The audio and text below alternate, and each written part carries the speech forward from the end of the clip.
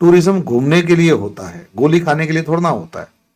आप हमारे जो इस्लामाबाद में ये जो आता है कि तासराज टेम्पल, अगर हमने टूरिज्म सेक्टर से ही कमाना है ना, हम उसको ओपन करते, अपने दरवाज़ों को ओपन करते, वहाँ से आपको पता है एक बड़ी तादाद जो है वो अभी भी हर साल सर कुछ ना कुछ तादाद जो है वो कतास राज टेम्पल को विज़िट करने के लिए यहाँ पर आती हैं। और अगर हम इसको अच्छे तरीके से यूटिलाइज़ करें, तो हम इससे ज़्यादा पैसे अपनी इकोनॉमी में ऐड कर पाकिस्तान में सकते हैं। टूरिज्म क्यों डेवलप नहीं हो पा रहा?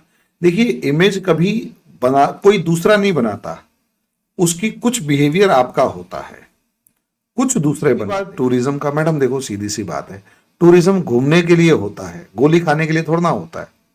आप जिस वैली की, चित्राल की बात कर रहे हैं, स्वात की बात कर रहे हैं, क्या वहां गारंटी दी जा सकती है? और घूमने जाएगा बंदा, मंदिर घूमने जाएगा तो अच्छे मन से जाएगा।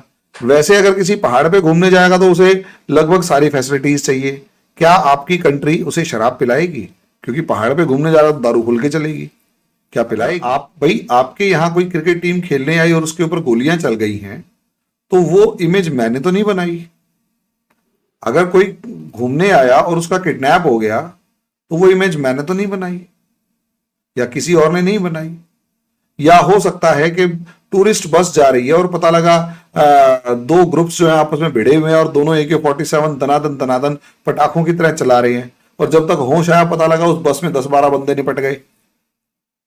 तो ऐसे में टूरिज्म नहीं डेवलप होता। डेवलपमेंट के लिए पीस चाहिए होता। एक डायलेमा से आपकी कंट्री गुजर रहा है कि वहां पर मान लिया कटासराज टेम्पल में हमने मन्नत मांगी, वो पूरी हो गई, बंदा जाके 2 किलो सोना चढ़ा के आ गया, 2 किलो सोना दे आया।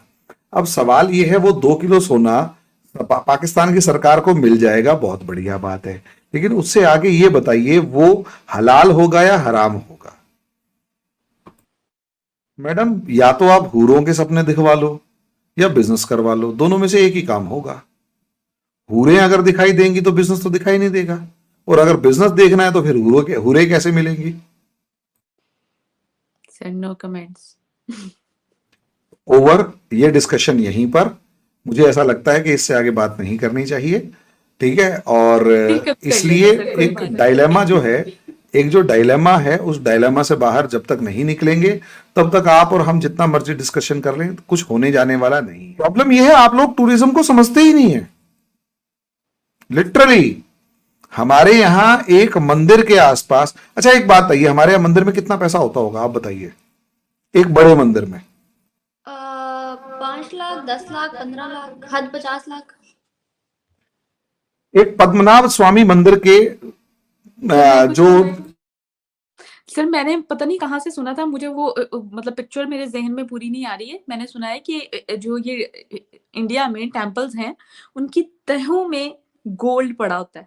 उनकी तहों में, मतलब उनके बेसमेंट्स में पूरी-पूरी जगह वो गोल्ड से भरी होती है। तभी तो इंडिया को सोने की चिड़िया कहा जाता है। कभी आप लोगों को मौका मिले ना, तो इंडिया आए, और इंडिया आकर तिरुपति बालाजी मंदिर होके आए, और ये साउथ के, तो वहां आपको एक तालाब मिलेगा। वो हमारी मन्नत जो भी पूरी होती है, तो उसमें हम कुछ ना कुछ गिफ्ट दे के आते हैं, मतलब चढ़ा के आते हैं। तो वहां आपको दिखेगा हाथों के मोटे कड़े, चेन्स, और जो भी उस टाइम पर होता है वो सारा उसमें डाल दिया जाता है, ठीक है? आप कभी वैष्णो देवी मंदिर जाएं तो वहां पर एक जो दान पात्र होता है, उसमें आपको नोट कम और गोल्ड ज्यादा मिलेगा। We use to donate gold. वो चोरी नहीं होता क्या? कौन सा चोरी होगा?